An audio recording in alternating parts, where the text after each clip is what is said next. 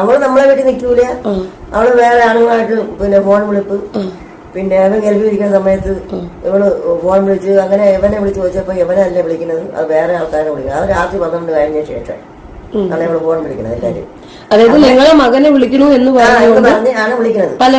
പല ദിവസം അങ്ങനെ ആയിട്ടുണ്ട്. അങ്ങനെ പിന്നെ എന്റെ വാപ്പ ദിയാസന അറിയാലോ, ഇഷ്ടം പോലെ കോൺട്രവേഴ്സികളിൽ ഇടയ്ക്കിടെ ഉയർന്നു കേൾക്കുന്ന പേരാണ് ദിയാസനയുടേത്. റീസെന്റ് ആയിട്ട് ദിയാസന വീണ്ടും ചർച്ചാ വിഷയമാകുന്നത് നമ്മുടെ സജിന നൂർ, റസൂൽ പൂക്കുട്ടി, ഫിറോസ് ഖാൻ വിഷയത്തിലാണ്. സജിനയുടെ കട്ട ഫ്രണ്ട് ആയിരുന്നു ഈ പറയുന്ന ദിയാസന. എന്നാൽ പിന്നീട് എപ്പോഴോ ഈ പറയുന്ന സജിനയും ദിയാസനയും തമ്മിൽ തെറ്റാനുള്ള കാരണമൊക്കെ വളരെ വിശദമായി 1-2 ദിവസം മുമ്പുള്ള വീഡിയോയിൽ നമ്മൾ ഡിസ്കസ് ചെയ്തിട്ടുണ്ട്. സോ അതിലേക്കൊന്നും ഞാൻ കടക്കുന്നില്ല. ദിയാസനയുമായി ബന്ധപ്പെട്ട് തീർത്തും ഡിഫറെന്റ് ആയിട്ടുള്ള ഒരു വിഷയമാണ് നമ്മൾ ഇന്ന് സംസാരിക്കാൻ പോകുന്നത്. പക്ഷെ ഇതിന് സജിന റസൂൽ പൂക്കുട്ടി വിഷയമായ ഒരു ഇൻഡയറക്റ്റ് ബന്ധം ഉണ്ടാവാനും സാധ്യതയുണ്ട്. ഇപ്പോഴത്തെ വിഷയം എന്താണെന്ന് ഞാൻ പറയാം. അതിനു മുമ്പ് ഞാൻ നേരത്തെ പറഞ്ഞല്ലോ, സജിനയും ദിയാസനയും തമ്മിൽ പിണങ്ങി. അതിനുശേഷം ദിയാസന എന്താക്കി, ഈ സജിനയും റസൂൽ പൂക്കുട്ടിയും തമ്മിലുള്ള ഫോൺ സംഭാഷണം ഫിറോസ് ഖാന് ചോർത്തി കൊടുത്തു. ഫിറോസ് ഖാൻ അത് പുറത്തു വിട്ടു. സജിന ആകെ നാറി എന്ന് പറഞ്ഞാൽ പുഴുത്ത് നാറി. കേരളം മുഴുവനും ആ നാറ്റം വരുന്നു. ഇങ്ങനെ ദിയാസനയാണ് ഈ ഫോൺ സംഭാഷണം പുറത്തു വിട്ടതെന്ന് അറിഞ്ഞ സജിന എന്താക്കി, ദി MDMA ഉപയോഗിക്കാറുണ്ടെന്നുള്ള ഒരു വെളിപ്പെടുത്തൽ അങ്ങ് നടത്തി. ഇങ്ങനെ ഒരു സൈഡിൽ കൂടെ ദിയാസന, സജിന നൂർ, ഫിറോസ് ഖാൻ,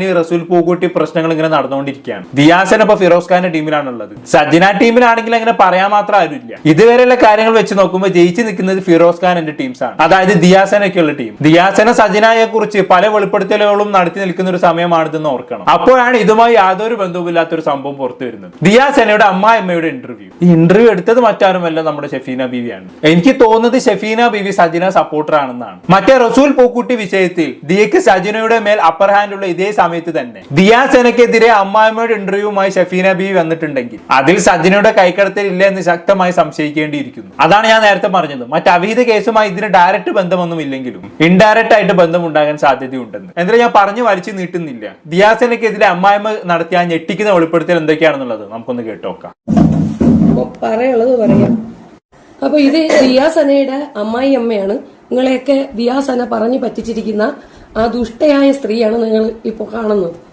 കാണുന്നതെന്ന് പറയാൻ പറ്റുമോ? ആ സ്ത്രീ അവിടെ ഇരിക്കുന്നുണ്ട്, അത് ഓക്കെ. പക്ഷെ അവരെ കാണുന്നുണ്ടോ എന്ന് ചോദിച്ചാൽ ഇല്ല എന്നാണ് ഉത്തരം. മുഖം ബ്ലർഡാണ്. കാണുന്ന ഒരാൾക്ക് അത് ആരാണെന്ന് യാതൊരു ഐഡിയയും കിട്ടുമെന്ന് എനിക്ക് തോന്നുന്നില്ല. ദിയാസനയുടെ അമ്മായിമ്മയാണെന്ന് ഷെഫീന ബി പറഞ്ഞത് കൊണ്ട് മാത്രം നമുക്ക് വിശ്വസിക്കാം. അത്രയേ ഉള്ളൂ. ബാക്കി പറഞ്ഞാലും അവർക്ക് കുറച്ച് കാര്യങ്ങൾ പറയാനുണ്ട് എന്ന് പറഞ്ഞതിന്റെ പേരിൽ ഞാനൊന്ന് വന്ന് അവരുടെ വീഡിയോ എടുക്കുന്നതാണ്. നിങ്ങൾ ഒരു സൈഡ് മാത്രമല്ലേ കേട്ടിട്ടുള്ളൂ, മറ്റേ സൈഡ് കേൾക്കാൻ മാധ്യമ പ്രവർത്തകരാരും തയ്യാറാകാത്തത് കൊണ്ടാണ് ഞാൻ ഇനിഷ്യേറ്റീവ് എടുത്ത് അവരുടെ അടുത്ത് കാര്യങ്ങൾ ചോദിക്കാൻ വന്നത്.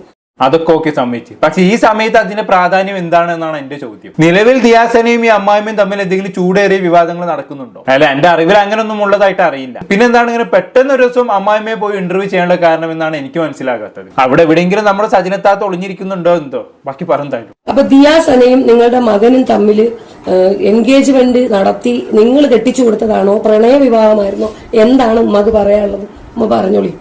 പ്രണയിച്ച വിവാഹം ചെയ്തത്. അവർ രണ്ടുപേരും ഒന്നിച്ച് പഠിച്ചതാണോ അതോ? അല്ല, ഇവൻ പോത്തക്കൊണ്ട് കടയിൽ നിൽക്കുകയായിരുന്നു രാജകുമാരി. അപ്പൊ എവള് അവിടെ ചെരുപ്പ് മേടിക്കാനും എല്ലാ സാധനങ്ങളും മേടിക്കാൻ ചെന്നിട്ട് അവന്റെ ഫോൺ നമ്പർ മേടിച്ച് അങ്ങനെയാണ് സംസാരിച്ച് അവര് പ്രണയത്തില്.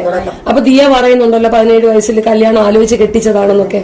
അന്ന് അവക്ക് 19 വയസ്സുണ്ട്. 17 അല്ലേ? 19 വയസ്സുണ്ട് അവക്ക്. അവൻ 22, അവക്ക് 19.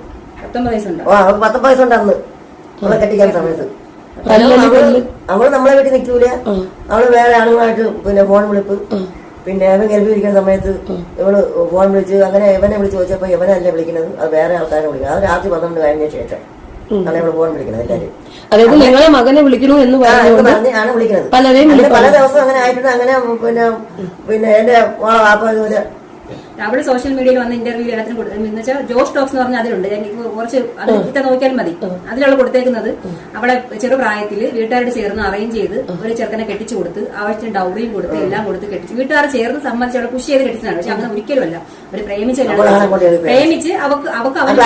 അവന് അവളെ മതി എന്നുള്ള രീതിയിൽ നിന്നപ്പം ഞങ്ങൾ അവിടെ പോയി തിരക്കി. അല്ല, അവരിങ്ങോട്ട് വന്നു, പെണ്ണിന്റെ വീട്ടുകാർന്ന് സജിനാര് ദിയാസനിലെ ആൾക്കാർ വീട്ടിൽ വന്ന് തിരക്കി. അപ്പൊ ഞങ്ങൾ ഒരു സാധാരണ പാവപ്പെട്ട നമ്മളിപ്പോഴാണ് ജീവിക്കുന്നത്, ഒരു ചെറിയൊരു ഓട്ട് വീട് ഞങ്ങൾ അപ്പം താമസിക്കുമ്പോൾ. അപ്പൊ ദിയാസനെ ജോക്ക് ടോക്കിൽ വന്ന് പറഞ്ഞ കാര്യങ്ങളെ കുറിച്ചാണ് ഈ അമ്മായിയമ്മയും പിന്നെ ആരാ അവരുടെ മോളാണെന്ന് തോന്നുന്നു. ബാക്ക്ഗ്രൗണ്ടിൽ ആരോ സംസാരിക്കുന്നുണ്ടല്ലോ. ഓക്കെ, ജോക്ക് ടോക്കിൽ പറഞ്ഞ കാര്യങ്ങളാണ് അവർ രണ്ടാളും പറയുന്നത്. ഒന്ന് അറേഞ്ച്ഡ് മാരേജ് ആണെന്നാണ് ജോക്ക് ടോക്സിൽ ദിയാസന പറഞ്ഞത്. വീട്ടുകാർ നിർബന്ധിച്ച് കല്യാണം കഴിപ്പിച്ചതായിരുന്നു എന്നാണ് പറഞ്ഞത്. പക്ഷെ അത് ആക്ച്വലി പ്രണയവിവാഹമായിരുന്നു എന്നായിരുന്നു അമ്മായിമ്മയും നാത്തൂനും പറയുന്നത്. അതുപോലെ അന്ന് ഞങ്ങൾ വളരെ പാവപ്പെട്ട കുടുംബമായിരുന്നു എന്നും ദിയയുടെ ഭർത്താവിന്റെ പെങ്ങൾ പറയുന്നുണ്ട്. എന്തായാലും അതവിടെ കിടക്കട്ടെ. ഇത്രയും പറഞ്ഞ സ്ഥിതിക്ക് ഇനി നമുക്ക് ദിയാസന ജോക്ക് ടോക്സിൽ എന്താണ് പറഞ്ഞെന്നുള്ളത് നോക്കാം. ഇവര് പറഞ്ഞതൊക്കെ സത്യമാണെന്ന് അറിയണല്ലോ. വാ നോക്കാം. അപ്പം അത് കഴിഞ്ഞിട്ട് 10ാം ക്ലാസ് കഴിയുന്നു, എന്റെ വിവാഹം നടക്കുന്നു, എനിക്ക് കുഞ്ഞ് ജനിക്കുന്നു. ആക്ച്വലി എന്നെ ഒരാള് ഇഷ്ടപ്പെട്ട് ചോദിച്ചു വന്ന് കല്യാണം കഴിച്ചതാണ്. ഫാമിലി ബാക്ക്ഗ്രൗണ്ട് ഒക്കെ നോക്കിയപ്പോഴത്തേക്കും ഫാമിലി ബാക്ക്ഗ്രൗണ്ട് ഒക്കെ അടിപൊളിയാണ്. പക്ഷെ പുള്ളിക്കാരനെ സംബന്ധിച്ചിടത്തോളം വളരെ ലോ ആയിട്ട് അല്ലെങ്കിൽ ജോലിയൊന്നും പ്രത്യേകിച്ച് ഇല്ലാതെ നിൽക്കുന്ന ഒരു സാഹചര്യമാണ്. എന്നാലും സെയിൽസിൽ നിൽക്കുന്നുണ്ടായിരുന്നു ഒരു ഷോപ്പിൽ. സോ അയാൾ വന്ന് ചോദിച്ചു, കല്യാണം കഴിപ്പിച്ചു. വീട്ടുകാർക്കും ഇഷ്ടപ്പെട്ടു, ഇങ്ങോട്ട് വന്ന് ചോദിച്ചതായതുകൊണ്ട് തന്നെ കല്യാണം കഴിപ്പിച്ചു. പക്ഷെ നാട് മുഴുവനും എന്നെ ഞാൻ പ്രേമിച്ച് വിവാഹം കഴിച്ചു. അപ്പൊ ആദ്യമായിട്ട് സദാചാര പ്രശ്നം ഞാൻ നേരിടുന്നത് അപ്പോഴാണ് ആക്ച്വലി. കാരണം ഈ പ്രേമിച്ച് കല്യാണം കഴിച്ചു എന്ന് പറയുന്നത് ഒരു വലിയ തെറ്റാണ്. പ്രത്യേകിച്ച് ഒരു മുസ്ലിം കുടുംബത്തിനകത്ത് ജനിച്ചു വളർന്ന എനിക്ക് അത് ഭയങ്കര ഒരു പ്രശ്നം തന്നെ ആയിരുന്നു. അപ്പം ഒരിക്കലും ഞാൻ അയാളെ കണ്ടിട്ടുണ്ടെന്നുള്ളത് വസ്തുതയാണ്, അയാൾ എന്നെയും കണ്ടിട്ടുണ്ട്. പക്ഷെ പ്രണയമൊന്നും ഉണ്ടായിരുന്നില്ല. വീട്ടിൽ വന്ന് ചോദിച്ചതിന്റെ അടിസ്ഥാനത്തിൽ കല്യാണം കഴിപ്പിക്കുക മാത്രമായിരുന്നു.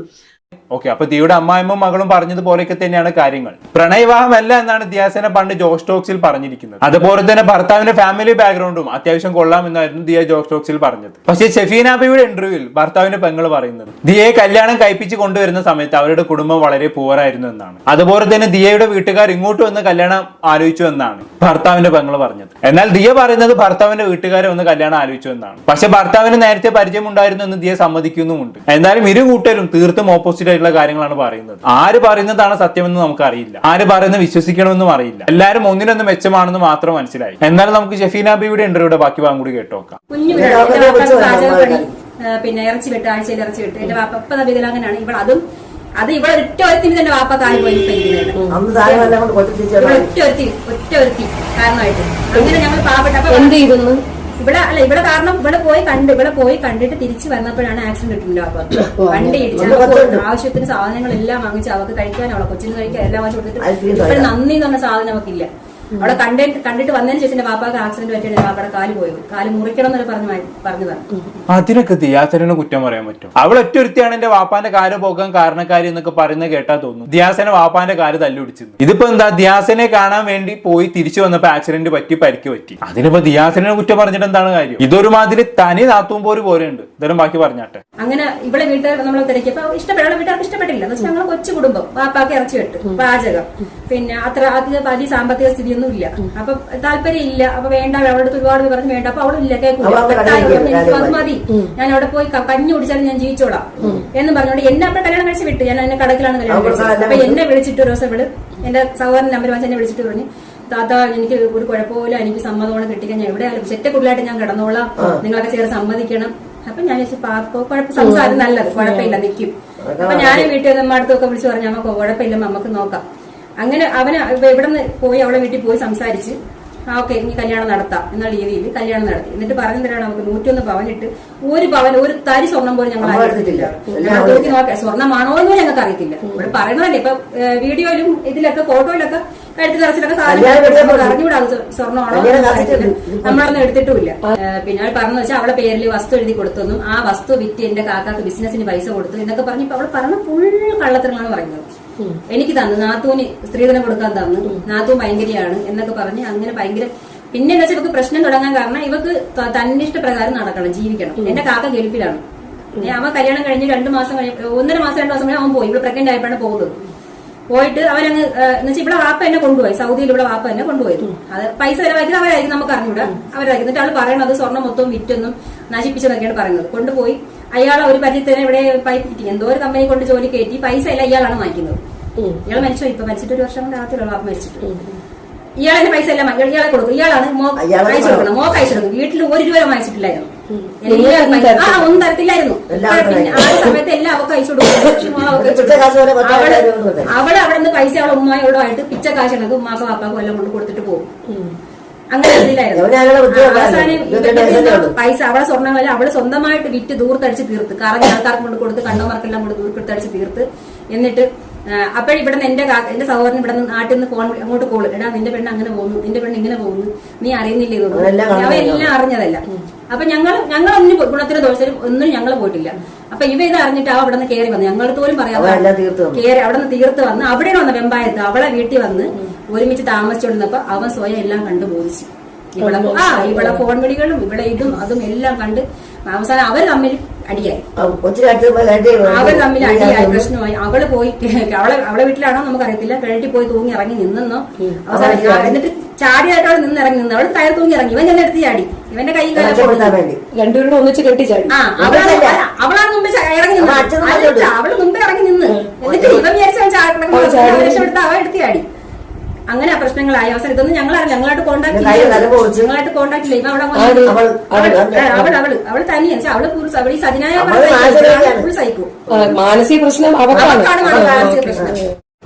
അങ്ങനെ വരട്ടെ. ഇപ്പോഴാണ് കാര്യങ്ങൾക്ക് ഒരു വ്യക്തത വന്നത്. അമ്മായിമ്മ മോളും പറഞ്ഞത് കേട്ടില്ല, സജിനയ്ക്കെല്ലാം മാനസിക പ്രശ്നമുള്ളത്. ദിയാസെനയാണ് മാനസിക രോഗി എന്നാണ് അവർ പറഞ്ഞത്. ദിയാസെന കഴിഞ്ഞ ദിവസം സജിനയ്ക്കെതിരെ സംസാരിച്ച സമയത്ത് സജിനക്ക് മാനസിക രോഗമാണെന്നുള്ള രീതിയിൽ സംസാരിച്ചിട്ടുണ്ടായിരുന്നു. അതിനുള്ള മറുപടിയാണ് അമ്മായിമ്മ നാത്തൂനും കൂടി ഇപ്പൊ പറഞ്ഞത്. ഇതോടെ ഇന്റർവ്യൂവിന് പിറകില്ല സജിനയുടെ ഇൻവോൾവ്മെന്റ് ഉറപ്പായി. ദിയാസെനക്ക് തിരിച്ചൊരു പണി കൊടുക്കാൻ വേണ്ടി സജിന അറേഞ്ച് ചെയ്തൊരു ഇന്റർവ്യൂ ആണെന്ന് മനസ്സിലാക്കാൻ വലിയ ബുദ്ധിയുടെ ആവശ്യമുണ്ടെന്നും തോന്നുന്നില്ല. അല്ലെങ്കിൽ ചിത്രത്തിലില്ലാത്ത രണ്ടുപേരെയും കൊണ്ടുവന്ന് ഇന്റർവ്യൂ എടുക്കേണ്ട വല്ല ആവശ്യം ഉണ്ടായിരുന്നു. പക്ഷെ ഇതുകൊണ്ടൊന്നും കാര്യമില്ല സജിന. ദിയാസെനെ കുറിച്ച് എനിക്ക് വലിയ അഭിപ്രായമൊന്നുമില്ല. കേരളത്തിൽ ആർക്കും അവരെ കുറിച്ച് അത്ര നല്ല അഭിപ്രായം ഉണ്ടാവാൻ സാധ്യതയുണ്ടെന്നും തോന്നുന്നില്ല. അപ്പൊ പിന്നെ ദിയാസെനെ കരിവാരി തേക്കാൻ ഇങ്ങനെ ഒരു ഇന്റർവ്യൂ ഉണ്ടാക്കിയത് വേസ്റ്റ് ഓഫ് ടൈം ആണെന്ന് ഞാൻ പറയും. ഈ ഇന്റർവ്യൂ കൊണ്ട് പ്രത്യേകിച്ച് ഒരു ഇമ്പാക്ട് ഉണ്ടാകാനൊന്നും പോകുന്നില്ല. ഇനി എന്തൊക്കെ ചെയ്തുകൊണ്ട് കാര്യമില്ല സജിന, നിന്റെ തനി നിലപാട് എല്ലാവരും മനസ്സിലാക്കി കഴിഞ്ഞു. ബാക്കി എട്ടൊക്കെ എന്തായാലും അങ്ങനെ പ്രശ്നങ്ങളൊക്കെ ആയി. എന്നിട്ട് ഞങ്ങള് അവരെ വീട്ടിൽ അയൽവക്കത്തുള്ള ആൾക്കാർ നമ്മളെ വിളിച്ചിട്ട് പറഞ്ഞു, നിങ്ങൾ ഇവിടെ നടക്കുന്ന പ്രശ്നങ്ങളൊന്നും അറിയുന്നില്ലേ, അവൻ ഗൾഫിൽ നിന്നൊക്കെ വന്നു. അപ്പോഴാണ് നമ്മൾ അറിയണം അവൻ ഗൾഫിൽ നിന്ന് അറിഞ്ഞില്ലായിരുന്നു. അവള് ചാടിയ പ്രശ്നങ്ങളൊക്കെ നിങ്ങൾക്ക് വേണമെങ്കിൽ ചെറുക്കൻ നിങ്ങളോടൊന്ന് കൊണ്ടുപോകും എന്ന് പറഞ്ഞു. അങ്ങനെ ഞാൻ ഇതിന്റെ നമ്പർ എങ്ങനെ ഒപ്പിച്ച് ഞാൻ വിളിച്ചു. ഞാൻ നീ എന്തിനാണ് അവിടെ പോയി കിടക്കുന്നത്, നീ അവളെ കൈ കൊണ്ട് ചാവാനായിട്ടാണ്, അതിനൊക്കെ വീടില്ല. അപ്പൊ അവര് വരാന്ന് വെച്ചാൽ ആളെ കേട്ട് ഇത്രയും നാൾ പൈസ ഒന്നും അങ്ങനെ അയച്ചിട്ടില്ലല്ലോ, പാപ്പാക്കും മാവും കൊടുത്തിട്ടില്ല. അപ്പൊ വന്ന് കയറാനുള്ള പേടിയുണ്ട്. എല്ലാം അവക്കല്ലേ കൊടുത്തത്, അവക്കെല്ലാം കൊടുത്ത് അവള് അവളതിനപ്പുറം അവളുടെ പൈസ അയച്ച് കൊച്ചിന് അറിയാനും എല്ലാം മേടിച്ചുകൊണ്ട് പൈസ എല്ലാം അയച്ചു. സ്വർണ്ണം വാങ്ങിക്കാൻ കൊച്ചിന് സ്വർണ്ണം 40-നുള്ള എല്ലാ അവളും അവളുമ്മാടെ പോയി ചേർന്ന് വാങ്ങിച്ചിട്ട് അവരാണ് കൊണ്ടുവന്നത്. നിങ്ങൾക്ക് നാളെ കൊണ്ടുവന്ന് കെട്ടിത്തരണേ. അതൊക്കെ എന്തൊരു ന്യായമാണ് എടുത്ത്. സാധാരണ അങ്ങനെയാണ് നടക്കുന്നത്. 40 ദിവസമുള്ള സാധനങ്ങളെല്ലാം നമ്മൾ കൊണ്ടുവരും കെട്ടിയിടന്നപ്പം കൊണ്ട് കൊടുത്തു. അന്ന് 10,000 രൂപയ്ക്ക് സാധനങ്ങൾ കൊണ്ട് കൊടുത്തു. അങ്ങനെ പ്രശ്നങ്ങളും വയസ്സായി കൊച്ചിന്? അവന് 18 വയസ്സായി, 19 വയസ്സായി. ഇല്ല അവൾ എന്നുവെച്ചാൽ അവൾ അങ്ങനെ ആക്കി നമ്മൾ അഴുക്കാക്കി ആ കൊച്ചിന്റെ മുമ്പ് വെച്ചാൽ അവൾക്ക് അവളെ ഇഷ്ടത്തിന് പൈസ കൊടുക്കുന്നുണ്ട്. അവന് ഫ്രീഡം കിട്ടുന്നുണ്ട്, പൈസ കിട്ടുന്നുണ്ട്. പിന്നെ ഞങ്ങൾ എന്തോന്നും ഞങ്ങളെ കാണണമെന്തിന് ഞങ്ങൾ എടുത്ത് വരുന്നതിന് അവരെങ്ങനെ ഞങ്ങളെ കൊണ്ടാന്ന് അറിഞ്ഞു കൊടുത്തില്ല. പണ്ടേ ഈ പരിപാടി ഉണ്ട്, സിഗരറ്റും ബാക്കിയുള്ളത് എല്ലാം ഉണ്ട്. പണ്ടേ അവർക്ക് നേരം വിളക്കുമ്പോൾ ചായ ഇട്ട് കൈ കൊണ്ട് കൊടുക്കുന്നു അവളെ കയ്യിൽ. എന്റെ മോളക്കാരെ അവളെ സ്നേഹിച്ചിരുന്നു. എന്നിട്ട് അവളാണ് ഞാൻ പീഡിപ്പിച്ചെന്ന് നടക്കണം. അവള് കൊച്ചിന്റെ പൈസ കുടുക്കായിട്ടുള്ള പൈസ മുടിച്ചോണ്ട് പോയി. എന്റെ ഭർത്താവ് ആഴ്ച കിടന്ന സമയത്ത് ആൾക്കാർ കൊണ്ട് കൊടുക്കുന്ന പൈസ അത് മോടിച്ചോണ്ട് പിന്നെ ഫോൺ ചാർജ് ചെയ്യാൻ വേണ്ടി. എന്നിട്ട് അവളെ കൈയോടെ പിടിച്ചിട്ട് അവള് വിശ്വസിക്കൂല. എന്നിട്ട് അവളെ കിടന്ന് ഇല്ലാത്ത ഓലങ്ങൾ അത്രയും ഉണ്ടാക്കി. പിന്നെ എവള് എന്റെ വീട്ടിൽ നിൽക്കൂല. എവിടെ എന്തേന്ന് പറഞ്ഞ് നമ്മൾ പീഡിപ്പിച്ചത്. എന്റെ ചെറുക്കന്റെ കണ്ണുകൾ കാണിച്ച് അവൾ പ്രേമിച്ച് അവൾ കല്യാണം കഴിച്ച്. എന്നിട്ട് പിന്നെ നമ്മളിതൊന്നും അറിയുന്നില്ല. അവൾ ഗൾഫിൽ പോയിട്ട് വന്ന്, അവൻ ഗൾഫിൽ പോയിട്ട് വന്ന്. പിന്നെ 1 മാസം കഴിഞ്ഞ് നമ്മൾ അറിയുന്നത് അവൻ ഗൾഫിൽ പോയ കാര്യം, പോയിട്ട് വന്ന കാര്യം. അവളെ വീട്ടിൽ കിടന്ന് അവൾ കെട്ടിച്ചാടി, അവൾ നരമ്പ് മുറിച്ച് അവളെ കൊച്ചിനെ അടിച്ചെന്ന് പറഞ്ഞുകൊണ്ട് അവൾ കെട്ടിച്ചാടിയേക്കുന്നു. കെട്ടിച്ചാടി അവൾ കയറോട് തൂങ്ങി ഇറങ്ങി നിന്ന് അവൻ തെറ്റിദ്ധരിച്ച് അവൻ എടുത്ത് ചാടി കൊടുത്തു. അവന്റെ കൈ കാര്യം എല്ലാം ഒടിഞ്ഞു. അവനെയാണ് അവൾ പീഡിപ്പിച്ചത്, അല്ലാതെ അവളെ അല്ല. എല്ലാവരും നാട്ടുകാർ ഇത് കേൾക്കണം. ഇത് കേട്ട് ഇതിന്റെ പ്രതിബദ്ധ എന്താണെന്ന് നിങ്ങൾ ചെയ്യണം. സമൂഹത്തിന് നല്ല സമൂഹത്തിന് പിന്നെ പെണ്ണുങ്ങൾക്ക് വേണ്ടി അല്ലേ അവള് പറയണത്. നമ്മൾ ഇത്രയും ക്രൂരതയുള്ള പെണ്ണുമ്പിള്ളയാണ് എല്ലാവരും അറിയണത് ലോകത്തുള്ള. എവള് പണ്ടേ സിഗരറ്റ് മേടിച്ച് ഒളിച്ചു വെച്ച് വലിക്കുമായിരുന്നു. ഇപ്പോഴും എവള് കഞ്ചാവ് വയ്ക്കുന്ന ഉള്ളതായിരിക്കും, ഉള്ളത് തന്നെ. MBM എല്ലാം നമുക്ക് അതുമായിട്ടൊക്കെ ബന്ധമുണ്ട്. വീട്ടിൽ ഉണ്ടായിരുന്ന സമയത്ത് സിഗരറ്റ് മേടിച്ച് ഒളിച്ചു വെച്ച് വലിക്കുമായിരുന്നു. അന്നേ അവള് സിഗരറ്റ് അഡിക്റ്റഡാണ്. അപ്പൊ പിന്നെ MBM പിടിച്ചതാണ്, ചുമ്മാന്നുമല്ല, അതൊക്കെ ഉള്ളത് തന്നെ. പണ്ടേ ഈ ചിത്തഭ്രമം, അതായത് പണ്ടേ അവർക്ക് ഭ്രാന്താണ്. എന്തെങ്കിലും കാര്യം ദേഷ്യപ്പെട്ടാ പിന്നെ അവളല്ലാതാകും. അവള് സഹോദരൻ എന്റെ മോന്റെ വഴക്കൂടാലും അവള് തറ കിടന്ന് ഉരുണ്ട് തലമുടി വലിച്ച് പറിച്ച് പിന്നെ പ്രാന്തികളെ പോലെ അവൾക്ക് എന്തായാലും പ്രാന്തുണ്ട്. അത് ഇങ്ങനെയുള്ള സാധനങ്ങൾ ഉപയോഗിക്കുന്നുണ്ടാണോ? അതായിരിക്കും. MDMA ഒക്കെ അവള് കഴിച്ചിട്ടുണ്ട്. ഇവിടെ മരുമോൾ MDMA ഉപയോഗിക്കുന്നത് കണ്ട പോലെയാണ് അമ്മായിമ്മന്റെ വർത്താനം കേട്ടാ തോന്നുന്നത്. എന്തായാലും ദിയാസേന MDMA ഉപയോഗിക്കാറുണ്ടോ ഇല്ലേ എന്നൊന്നും പറയാൻ നമ്മൾ ആരുമല്ല, കാരണം നമുക്കത് അറിയില്ല. ഇതുവരെ അങ്ങനെ ഒരു വാർത്തയും വന്നിട്ടില്ല, തെളിവുകളും ഇല്ല. താൻ MDMA ഉപയോഗിക്കാറില്ല എന്ന് കഴിഞ്ഞ ദിവസം ദിയാസേന തന്നെ വന്നിരുന്ന് പറഞ്ഞിട്ടുണ്ടായിരുന്നു. ആർക്ക് വേണമെങ്കിലും വന്ന് പരിശോധിക്കാമെന്നും അവർ വെല്ലുവിളിച്ചിട്ടുണ്ടായിരുന്നു. അതെന്തായാലും ഓപ്പറേഷൻ തൂഫാനൊക്കെ നടക്കുന്നുണ്ടല്ലോ, അവര് നോക്കിക്കോളൂ. മറ്റേ തൊപ്പിയുടെ പഴയ അടിമയായിട്ടുള്ള ജാസി പറഞ്ഞ പോലെ, രമേശ് സാറേ നിങ്ങൾ ഇതൊക്കെ കാര്യമായിട്ട് നോക്കിട്ടോ. എന്തായാലും ദിയാസേനയെ ഒരു ഭ്രാന്തിയായിട്ടും മയക്കുമരുന്നിന് അടിമയായിട്ടും ഒക്കെ ചിത്രീകരിക്കാനാണ് ഈ ഇന്റർവ്യൂയിലൂടെ ശ്രമിക്കുന്നത്. ഒരു ടിപ്പിക്കൽ അമ്മായിമ്മ മരുമോൾ ഇഷ്യൂ എന്നതിലുപരി പ്രത്യേകിച്ച് ഇതിൽ എന്തെങ്കിലും ഉണ്ടെന്ന് എനിക്ക് തോന്നുന്നില്ല. ഇത് കഴിഞ്ഞിട്ടൊന്നുമില്ല കേട്ടോ, ഇനിയും ഇവരെന്തൊക്കെയോ ഇരുന്ന് പറയുന്നുണ്ട്. ദിയാസേന കള്ളിയാണ്, വീട്ടിൽ നിന്ന് പൈസ മോഷ്ടിക്കും, അങ്ങനെ പലതും പറയുന്നുണ്ട്. പക്ഷെ പ്രശ്നം എന്താണെന്ന് വെച്ചാണെങ്കിൽ ഈ വെളിപ്പെടുത്തലൊന്നും ആരിലും ഒരു ഞെട്ടലും ഉണ്ടാക്കാൻ പോണില്ല എന്നാണ്. കാരണം ദിയാസേനക്ക് ഈ സമൂഹത്തിൽ അത്ര നല്ല ഇമേജ് ഒന്നും അല്ല ഉള്ളത്. അതുകൊണ്ട് തന്നെ ദിയയെ കുറിച്ച് എന്ത് മോശം പറഞ്ഞാലും ആൾക്കാർ ഞെട്ടാൻ പോണില്ല. അത് ദിയാസേനല്ലേ അങ്ങനെയൊക്കെ ഉണ്ടാവുമെന്ന് പറഞ്ഞ ആളുകൾ തള്ളിക്കളയും, അത്രയേ ഉള്ളൂ. ഈ ഇന്റർവ്യൂ സജിനയുടെ പ്ലാൻ ആണെങ്കിലും അല്ലെങ്കിലും സംഭവം ചീറ്റി പോയി എന്ന് പറഞ്ഞാൽ മതിയല്ലോ. സെലിം കുമാറിന്റെ ഭാഷയിൽ പറഞ്ഞാൽ എന്തിനോ വേണ്ടി തിളയ്ക്കുന്ന സാമ്പാർ. എന്തായാലും കൂടുതലൊന്നും ഞാൻ പറയുന്നില്ല. എന്താണെന്ന് നിങ്ങൾക്ക് തോന്നുന്നത് താഴെ കമന്റ് ബോക്സിൽ രേഖപ്പെടുത്തുമല്ലോ. പുറത്തൊരു ടോപ്പിക്കുമായി വീണ്ടും കാണാം.